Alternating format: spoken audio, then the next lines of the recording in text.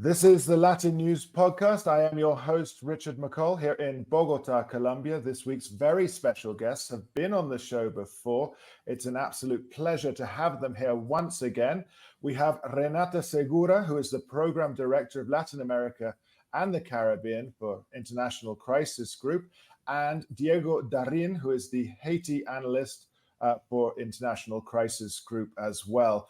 To put it all into context, well, Haiti is, I would say, has gone from bad to worse, but maybe we can offer, with our experts here from the International Crisis Group, maybe we can offer some proposals or solutions from their expertise to pull Haiti a little bit further, or give some advice as to how to end or bring to a close a cycle of violence and tragedy that makes for some pretty horrific reading. Perhaps we can start with you, Renata. Thank you so much for coming back on the LatinNews podcast. I think we need to start from the beginning to put our listeners back into context. How did we get to a situation where there are up to 150 armed gangs in Haiti, 12,000 members? These gangs control over 80% of the capital of Port-au-Prince. There have been massacres. The gangs are so powerful, they've made a coalition. 700,000 Haitians have been displaced. I could go on, but I want to leave it to you. Yes, well, this is, as you well say, a crisis that has been growing exponentially throughout the years. It is important for the listeners to understand that the gang phenomenon is not new in Haiti. This is something that has existed throughout the decades. And historically, the gangs had been used by political and business elites to sort of do their dirty business for them. So mobilize voters, attempt voter suppression, and on occasion, like violently repress people that were uncomfortable for them. So there has always been these very close links between the criminal and the political in Haiti, which is something that remains at the core of why it has been so difficult to really fight the gangs properly and be able to demobilize them. The situation, however, got much worse in July of 2021 when a bunch of Colombian military and other mercenaries came into the house of then President Jovenel Moïse and murdered him in his room in the middle of the night. And this triggered, for obvious reasons, a very serious political crisis, but it also empowered the gangs to sort of start a rampage that hasn't yet ended. So at that moment and for the next almost a year and a half, 2 years, what we saw was a very strong confrontation between the gangs trying to gain territorial control. And the reason why they want territorial control is because they use the roads for trafficking people, drugs, other illegal groups. They do a lot of extortion of local communities. They kidnap. And so, their income is quite attached to the territorial control. And that triggered like the first wave of violence that really put Haiti back in the international map. However, things shifted in late February, early March of this year, when then Prime Minister Ariel Henry was out of the country, and the gangs took this opportunity to, instead of continue fighting each other, create a sort of coalition and turn their forces against the state. Diego doesn't like when we say coalition because it makes it sound a little bit more formal, more permanent than what it is.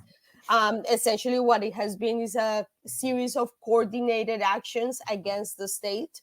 And that's what we have seen for the majority of 2024. So attacks against police stations, they attacked the jails, which got emptied out with these attacks. And that has continued to be the crisis for this year. Two windows of opportunity have opened recently, and I think it's important to think about those, not because they have changed the situation in the ground so much, but because they are spaces that the international community and others can support, so we make sure that they don't close. So the first window of opportunity is that the Haitians finally, after a long time of debate and polarization, were able to create a transitional government. This was done very much under pressure. CARICOM, the US, France, and others, really, when these attacks in early 2024 started, said like, okay, we really need a transitional government that unites Haitians, that brings together the majority of the parties.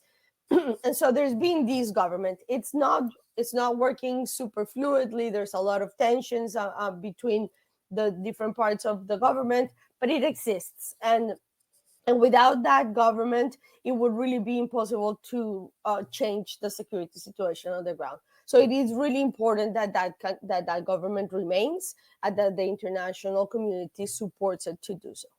And the second window of opportunity that opened was that in June and early July, and since then in smaller amounts, we've seen the first deployments of the multinational to the multinational security support mission. So this is a mission that was approved by the Security Council last year. It's not a UN mission. It is a Kenya-led mission that has been paid mostly by the US. It's mostly military police from Kenya, but also some military officers from Jamaica, Belize. Now El Salvador has promised some help. And so this mission has arrived in the hopes that it will be able to work together with the Haitian police to change the situation. It hasn't done everything that we had hoped it can, but it's there. And so that's something else that we can consider a window of opportunity that should be supported and encouraged, so that they can help the police really tackle the violence. As you say, it's there, and it's only been a few short months. But equally so, I think there's been displeasure or a kind of despair at how slow things are moving, because the need for change now is immediate. Reading what the Haitians are going through and what Port-au-Prince is suffering. Maybe, Diego, you could give us some background from your research and investigations. What's going on the ground? Yes, of course. And what Renata was saying, that I don't know quite like the word of coalition for Vivre Ensemble. Vivre Ensemble is this new kind of gathering between the two rival coalitions that were warring for the hegemony in the capital and elsewhere in Haiti, between these two groups that were called the G9 and the GPEP. But what we are seeing now on the ground is that they are actually starting to become a formal coalition. They're really trying to coordinate operations on the ground. They are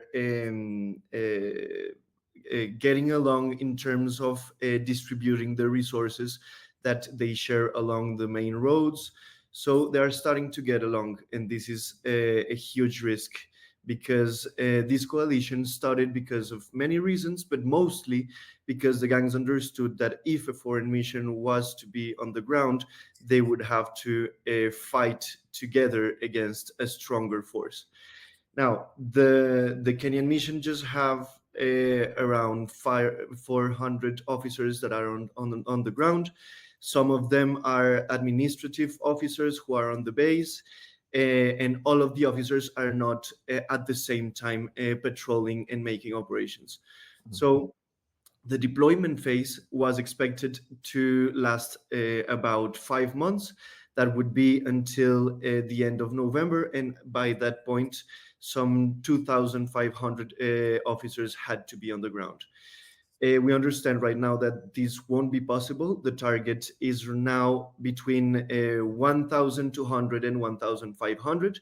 So the mission will have a very limited capacities to try to support the Haitian police, to not only to contain the expansion of the gangs, because what we have seen in the past months is that in the capital the gangs have withdrawn to their strongholds, mostly until 17th of October, which is a national commemoration day of Jean-Jacques Dessalines, who is the person who declared Haiti was independent in 1804. And on that symbolic date, the gangs started again making coordinating attacks in the capital and in other regions. So they're overstretching the capacities of the police and showing they can paralyze the country anytime, as they did in February, March, and April. These attacks haven't had the same intensity as they did some months before, but this is clearly a sign that it may be in anticipation of the additional contingents of the MSS that are expected to arrive this month. Some 600 Kenyans, also from Bahamas, from Belize, from Salvador, and showing that maybe just over 1,000 officers won't be enough to really not to subdue them, but to contain their attacks. So let's say 100, I mean, 1,000 officers, and I would assume that the majority of those would be positioned in the capital itself. What is the gang structure and their control of the rest of the country of Haiti? Are they pretty much, positioned all throughout the country? Can they control the country and bring it to a standstill? Well, they have always gangs for the past decades have had some presence in other cities, mostly coastal cities, where there is money. I mean, and along some of the main roads. So along the main road, the National Route 1 that communicates Port-au-Prince to the northern parts of the country, there has been gangs for some years, but for the past 2 or 3 years, there has been a great expansion of the gangs in the Artibonite Valley, which is the region where most of rice and other commodities elements are made in Haiti. And these gangs from Artibonite are now connected to the gangs in the capital. And when you really want to paralyze the country, you can do that to a very high extent if you control and paralyze the capital, because most of the products that are brought into Haiti come from the ports of Port-au-Prince. Most of the fuel, 70% of the fuel that enters the country enters to the Terminal Barreux, which is located in between territories of the gangs. So anytime they want to paralyze the country, they start by paralyzing the capital. Oh, and both of you bring in interesting context, obviously right back to history. I mean, we talked a bit about Jovenel Moïse, his assassination, but Diego also, brought up the context of the attacks by the Vivre Ensemble on that very important date. And of course, I'm thinking about his name's Barbecue, but Jimmy Charizier, I guess head of one of the gangs, discussing and stating that any interference by foreign forces will be seen as an invasion. And it's all sorts of it comes into the kind of a language that stems back to this feeling and resentment towards foreign. And I use the word carefully because I know in the last conversation, intervention in Haiti is not seen well. And even by the civilians themselves, when you look at the blue helmet and the UN interventions that led to the cholera outbreaks and then various other scandals, are people changing their attitudes? Is there an idea that, I think it's the US that is backing potentially moving from a multinational security support mission, that's a mouthful, moving from that and transitioning into a UN force that actually is more militarily deployed around the country? Renata? Yes, I think the sense that we have, and obviously it's very difficult to know what the totality of Haitians are feeling at this point, is that the situation has been deteriorating so much, and the expectation that people had, for understandable reasons, that once the MSS got into Haiti, things were going to change quickly, and they haven't seen that they will be open to an intervention from a peacekeeping operation. As you were saying before, there was a lot of reluctance on the part of Haitians to welcome the UN because of the cholera that happened after MINUSTA inadvertently contaminated some water sources. And also because of what they call in Haiti the MINUSTA babies, which is this number of young women that got impregnated by MINUSTA peacekeepers, and then they left the country without ever, taking responsibility for the children they left behind. So there was this sense that the UN didn't have enough accountability, and the UN had at that point not really recognized the role in the cholera outbreak. However, given the situation that Haiti is facing right now, with again a spike in violence in recent weeks, we do sense that Haitians are being a little bit more open to the idea of peacekeeping. I mean, how realistic that is, it's still to be seen. Obviously, a peacekeeping operation needs to be approved by the Security Council at the UN.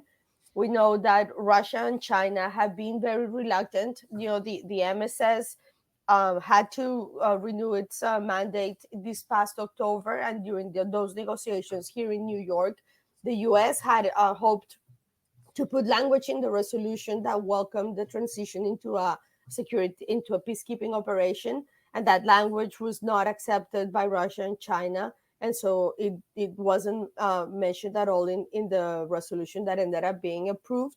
But the US is clearly looking into this again, and there is a resolution that is currently being discussed at the Security Council, in the hopes that they can approve it next year. I'm sorry, next month, when the US will be the president of the Security Council, and in the hopes that peacekeepers will be able to be in Haiti before December of 2025, by when elections should be taking place. Obviously, everything that happens at the Security Council is, as everything else in international politics, a question of negotiation, right? Obviously, the Security Council dynamics are very complex because, multiple interests come to bear. So there's Gaza, there's Ukraine, there's multiple other things that are being discussed. And so maybe concessions are being made in one case to get approval on this other. I mean, as of now, we have not seen any signing either from the Russians or the Chinese that would say that they are changing their minds. But, those are negotiations that we're not privy to. And so maybe that could happen. But without that approval, there's going to be no peacekeeping operation. So yeah, we're obviously keeping a very close eye on what's happening here in New York. So we could say quite openly that let's say Russia and Chinese interest opposing a peacekeeping operation, exhausting the security support mission now, is entirely part of the greater game in geopolitics at the moment. It is. I mean, there's been a sort of rethinking of peacekeeping operations overall after several in Africa, like Mali and others, were closed rather abruptly by their host countries. There is, I think, a whole sense. It's interesting because this is a very in the weeds conversation that happens here in New York, but for a while, people were thinking, oh, maybe the MSS is the model that peacekeeping is going to have in the future, right? Like maybe that's what we're moving towards, rather than being blue helmets. This is what's going to happen. But I think what the MSS experience has showed us is that it's not only a matter of will. Well, I mean, it's mostly a matter of resources, and obviously the way in which UN peacekeeping is funded, it's much more direct and sort of automatic than the kind of MSS that we have in Haiti right now, in which there needs to be voluntary contributions, and money has been a big part of the question, right? We obviously don't know if this mission had been fully funded, if it would have worked in the way that we would hope it would. But because there has been no money, there's no way to know, right? There's been not enough money to deploy the right amount of people. They don't have the resources in terms of equipment, the correct weapons. They don't have helicopters. They don't have vessels in the ocean. So that is really complicated. So a peacekeeping operation wouldn't face those problems. There is a troop contributing country process that would resolve that. And so will with the funding. The question, though, is a peacekeeping operation really the kind of force that the kind of violence that we're seeing in Haiti needs, right? And that is, I think, where the debate really should be. In a lot of the peacekeeping operations around the world, what the blue helmets do is make sure that warring parties, after there's been a ceasefire or a peace agreement, make sure that they don't get into combat again, protect civilians, help implement political process. We're not just there in Haiti. That's not what's happening. What we need is actually proactive security interventions against the gangs. We need troops that are actually willing to go into those strongholds where they are and actually take action to, remove them from those areas. Are the peacekeepers going to do that? That is the question that needs to be decided. Now, they have in the past in Haiti. That was sort of a little bit of what the mandate of MINUSTA was. They did it. It wasn't so easy. It wasn't simple. There were a lot of problems around them, but that's where the debate is. And all the while, the humanitarian disaster and crisis continues. I find myself asking as well, is obviously we know what's going on in Haiti and we read about it, but obviously the neighboring Dominican Republic is a massive influence here under newly re-elected President Abinader once again, and his promise for mass deportation of Haitians up to 10,000 per week. What are your thoughts on this, Diego, about what's going on the island? And Haitians themselves in the Dominican Republic seem to think that the president there is diverting attention from other issues, making the Haitians the scapegoats. Well, this is another chapter of a long history of confrontation and tensions between the Dominican Republic and Haiti. And yes, and he made the promise, and he has been doing so. I mean, the president and the Dominican administration, in the first 3 weeks, there were over 30,000 Haitians that were deported, sometimes in very rough conditions. Mothers with their children, sometimes also women who are trying to get to a decent hospital to give birth. And as on the Dominican side, they are doing this, the Haitian authorities have also struggled to give a right response to these mass deportations. For now, there are just little sites in which the deported can stay for a night, and then they are transported to big cities near the border points where they are.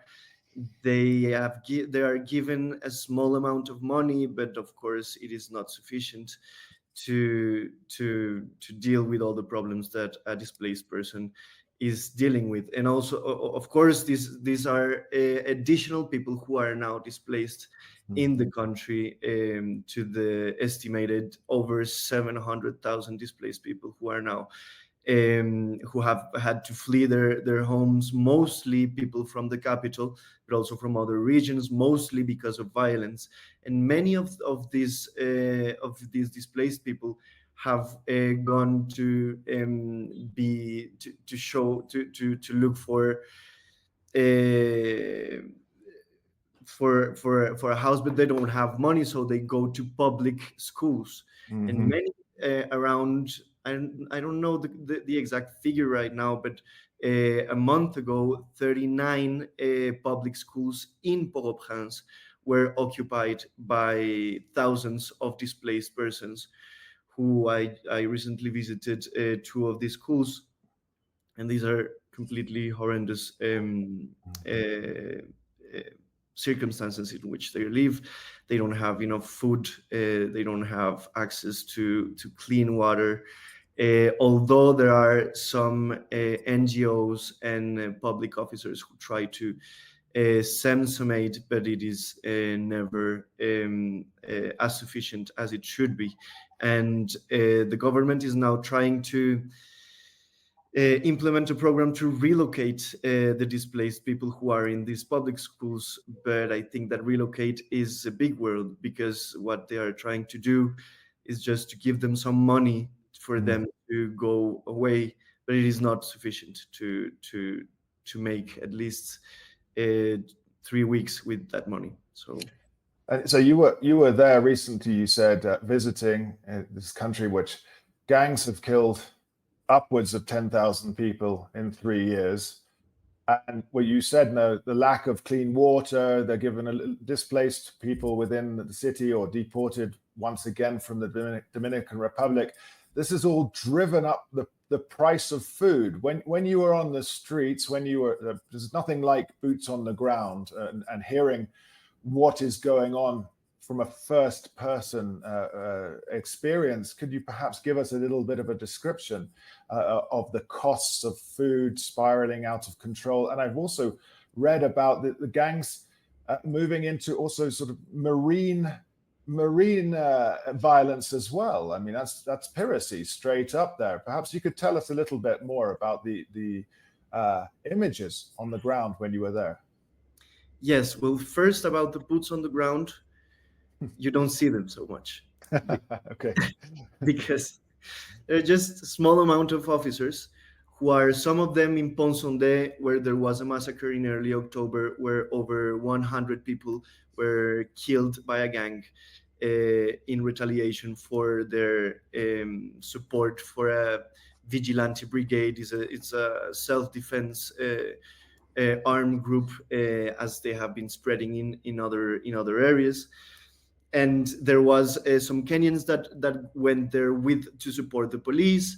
Also, they have been going to other regions, and in the capital, they are also scattered in many neighborhoods. So when you get the chance to see a patrol, you just see just some armored vehicles. You very seldom see the Kenyan officers going out of their vehicles, and this is something that Haitians make Haitians very frustrated, because they don't see them as the police going on foot making operations. So you sometimes see some armored vehicles patrolling around the presidential palace that no longer exists after the 2010 earthquake. It is a symbolic place where the presidents would have to be working, but because the security conditions are so dire there, they are not doing that. And the armored vehicles are also patrolling all other parts of the city that were completely abandoned by the police for some months when the gangs mounted these coordinated large-scale attacks in the capital. But they haven't been able to really consolidate their presence in the areas that they have been patrolling. So they're constantly under attack. As for the food, well, the prices of food have been increasing as the overall crisis has been deteriorating. Because there are two main ways by the gangs to kind of disrupt the market of food, is because they, on the one hand, extort almost all economic activities in their territories, including, of course, the public markets.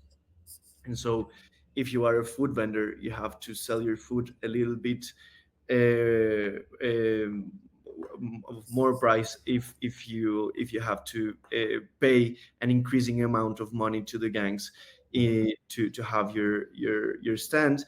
And also, the gangs have been increasingly establishing illegal road tolls along the main roads. So when the food gets to Port-au-Prince, when it has to be transported to other regions, well, it is more expensive.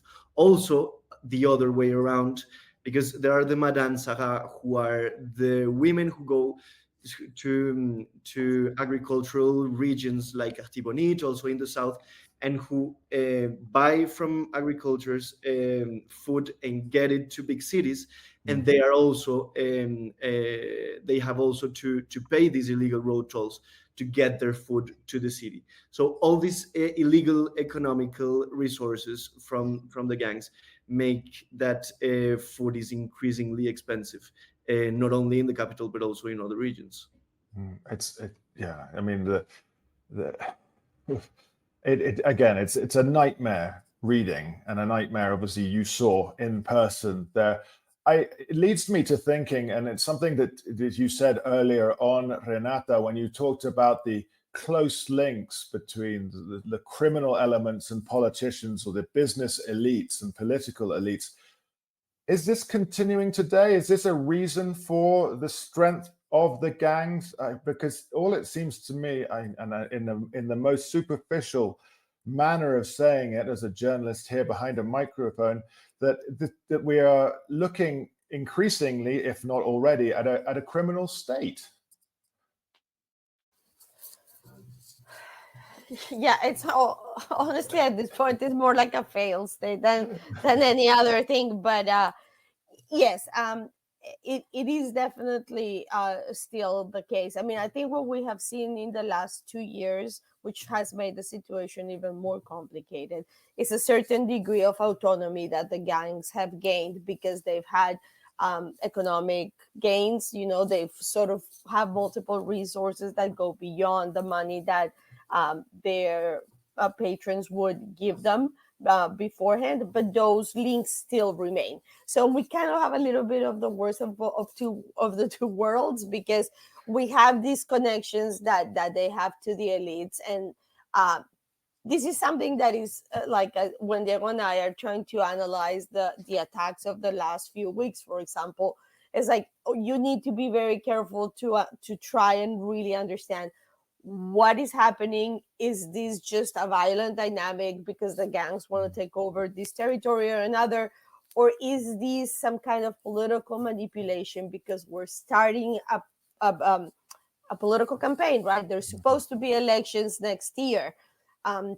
I mean, it remains to be seen if the conditions will be there for elections that are like remotely, legitimate, or that enough people can participate. We've seen in the past elections in Haiti that have had very, very small proportions of participation, like around 20%, if I'm recalling correctly, because the situation wasn't right. But there is a plan to have an election, right? And so, because the state is also such an important part for access of money for corrupt actors, there is very big interest in winning these elections. And so you have to try and understand that it's not always immediate to the eye, right? If the attacks are being motivated by the gang's interest to gain money, or are they being sent by political actors to try and cause disruptions because that in some way will benefit them. So it is a very tricky circumstance today, but it is definitely the case that the response that the international community and the Haitian state itself has been able to produce to reduce violence, given the dire situation and the numbers of deaths and displaced and people raped, etc. It's so dire. There hasn't been a moment to really try to think that step forward of how to break those connections between the elites and the criminal groups. And that is something that, as long as that remains, we're going to continue to see this happening. It's interesting because when MINUSTA was in Haiti around 7 years ago, that they left, when they did manage to reduce violence a little bit. But now what we're seeing is that the gangs really sort of just went underground. They didn't demobilize. It just sort of, they strategically stopped, and they're ready to reappear. So even though the quelling of violence is very important and it's very urgent considering what's happening, it's important that any intervention from the international community, I'm going to say intervention because at this point that's where we are, but it is important that any intervention really sort of understands those like very deep roots that where violence and criminality overlap in Haiti. Because if that isn't broken, we're going to see a situation like this, recur in the future. I mean, obviously, Haiti is not the only country in Latin America that has this kind of problem, right? Like, I mean, Mexico perhaps is the biggest country where you can see like almost like a full synergy between criminal groups and authorities in certain parts of the country. Colombia, there's been like this very long history of connections between paramilitary and people in power. I mean, this is something that we are seeing over and over. I mean, Venezuela, we don't even have to start explaining the connections between the regime and the criminal groups. So this is something that is not only pertaining to Haiti, but the ways in which has been instrumentalized, the way in which the gangs have been mobilized in the defense of political interests is pretty specific there. And it has to be taken into account if we're ever going to kind of really pass the page on violence in a Caribbean country. It seems to me that rather than making claims in the US about Haitians, unfounded claims about Haitians in Springfield, perhaps US negotiators or whomever experts could then negotiate and make dialogues with the important elites, political elites in Miami, I would imagine, rather than why do they want to allow their compatriots to suffer so much? You see, it seems to me that the negotiating location needs to be Miami, and then the people are the ones who are suffering the most in Haiti itself. And all of this discussion and obviously around migration and criminals coming up through the southern border, but the discussion needs to be about how to stop the issues in the countries of origin and how to invest. And when you have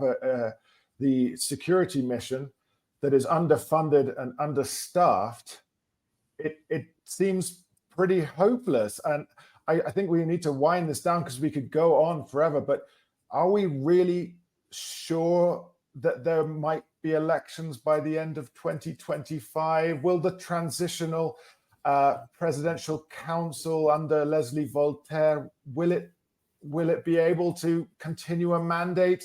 I leave this with either of you because it seems to me that everything is incredibly uncertain and unstable.